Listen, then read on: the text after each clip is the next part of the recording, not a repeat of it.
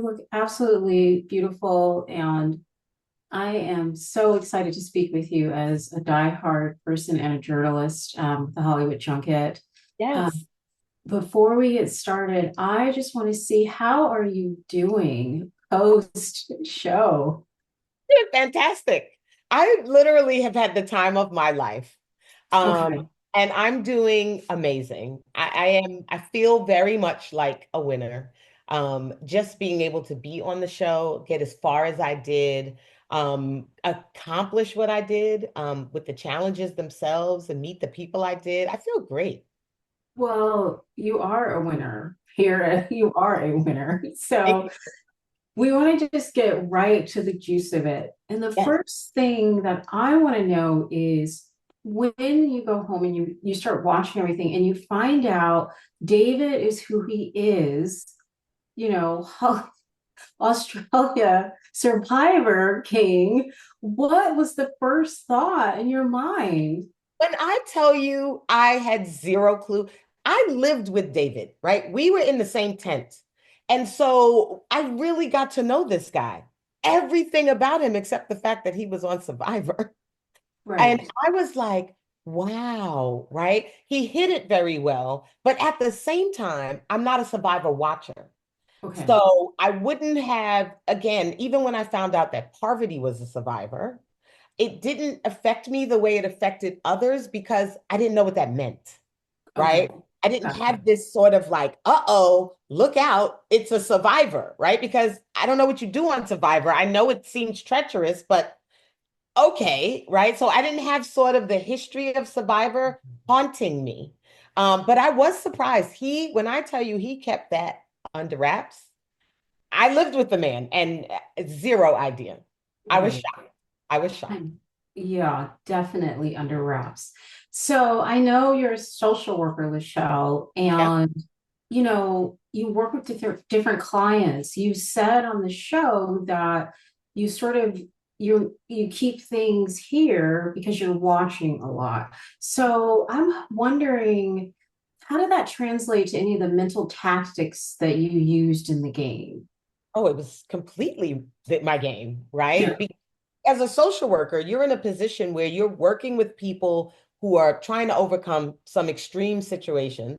And Right. it's not about you, right? It's about them. Your job is to make them comfortable enough to share with you what they're going through so you can help. And that's exactly what I did in this game, right? I made every player comfortable enough to share with me and keep them comfortable and keep them encouraged enough to know that I'm here for them, but not enough to help them beat me. And it worked. It really worked. People felt my authenticity. It is who I am and it is what I do, right? I didn't become a social worker arbitrarily. It is really a part of like who I am as a person, Right. work that I do, and I love it. And so that skill served me well, right? I could see mental challenges in the players and emotional challenges in Hmm. my castmates that helped me know how to navigate with them. You know, I don't know if you watched season one, Lachelle, but you reminded me so much of Jordan, who won because she played the middle of the road. No one was gunning for her.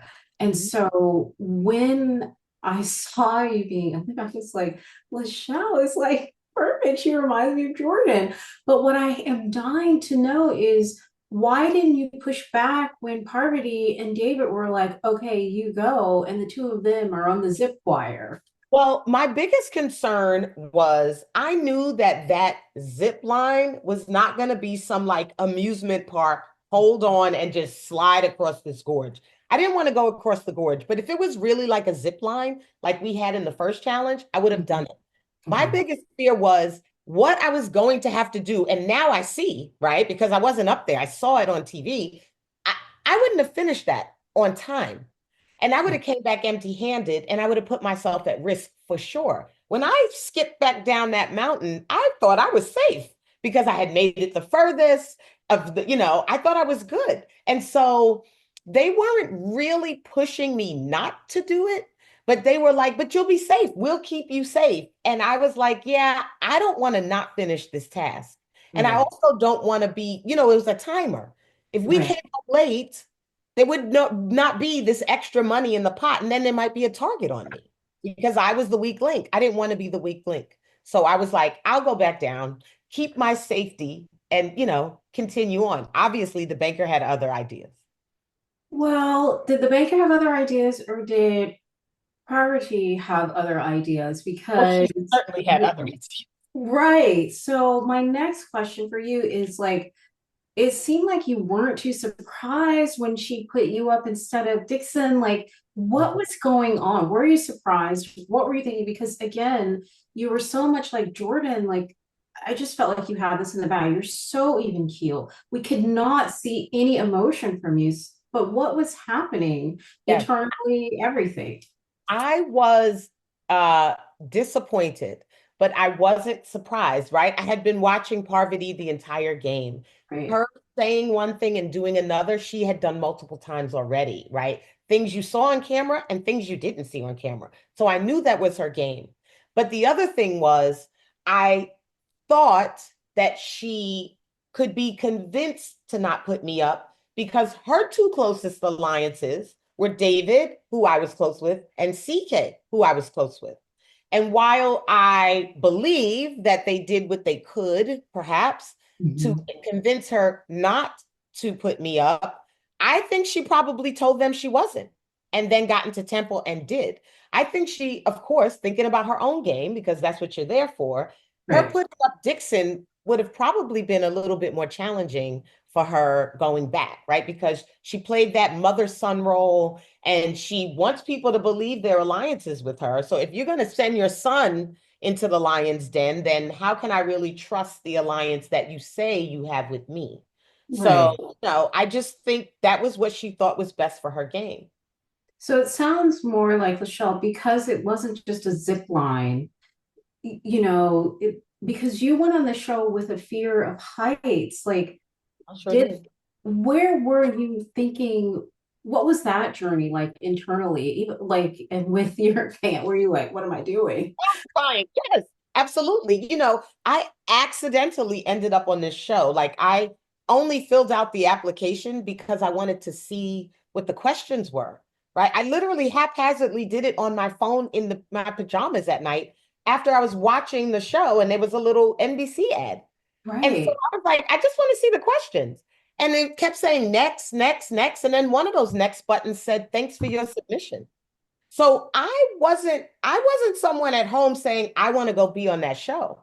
No, not at all. An application went in, and as you saw, that took me on a magic carpet ride right onto the Banker's Island. Oh my So goodness. exactly, I was not prepared for this Okay. at all, right? And so my fear of heights, unfortunately, was challenged twice, right? The hammock challenge, and when Right. we had to jump for those rings, and I Mhm. overcame them.